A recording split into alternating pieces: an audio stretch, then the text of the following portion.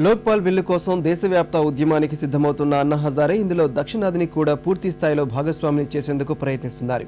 దీనిలో భాగంగా ఇప్పటికే కర్ణాటకలో సుడిగాలి పర్యటనలో జరుపుతున్న అన్నా ఇవాళ తమిళనాడు చేరుకొని ప్రత్యేక కార్యక్రమాల్లో పాల్గొంటారు. జన్లోక్పాల్ ఉద్యమాన్ని రెండో స్వతంత్ర సంగ్రామంగా పేర్కొంటున్న గాంధేయవాది అన్నా హజారే ఇందులో అందరి భాగస్వామ్యం ఉండాలని కోరుకుంటున్నారు.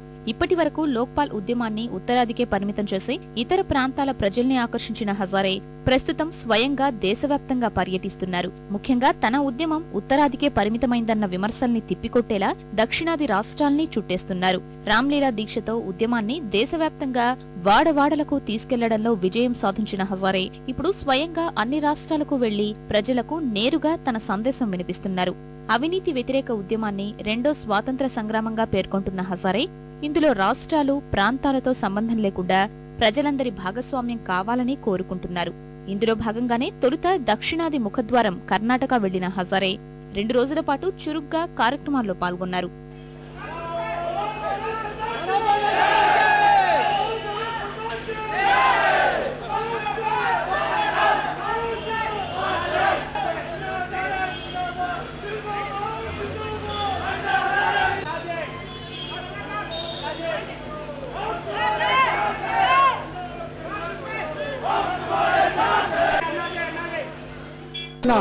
ಶ್ರೀ ಸಂತೋಷ್ ಹೆಗ್ಡೆ ಅವರಿಗೆ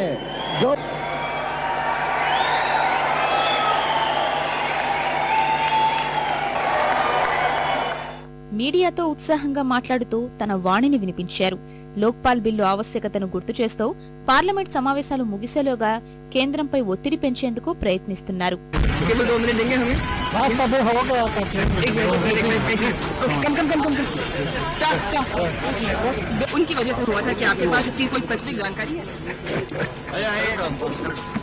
उनको बोलना मेरे ऊपर केस लगा।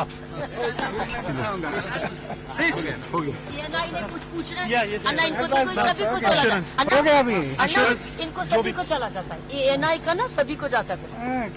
जो भी 2 రోజుల పర్యటనను ముగించుకుని ఇవాళ తమిళనాడు చేరుకుంటారు. అనంతరం చెన్నైలో ఏర్పాటు చేసిన ప్రత్యేక కార్యక్రమాల్లో పాల్గొనేందుకు అన్నా సిద్ధమవుతున్నారు. హజారే రాక సందర్భంగా ప్రతి చోట పోలీసులు ప్రత్యేక భద్రత ఏర్పాటు చేస్తున్నారు.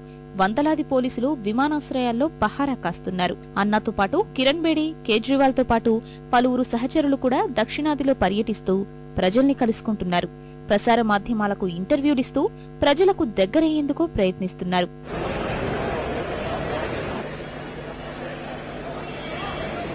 పార్లమెంట్ సమావేశాలు ముగిసేలోగా దక్షిణాదిలో సుడిగాలి పర్యటనలు పూర్తి చేసుకుని తిరిగి రాలేగావ్ సిద్ధి చేరుకుని తన సహచరులతో భవిష్యత్ కార్యాచరణపై హజారే చర్చించనున్నారు.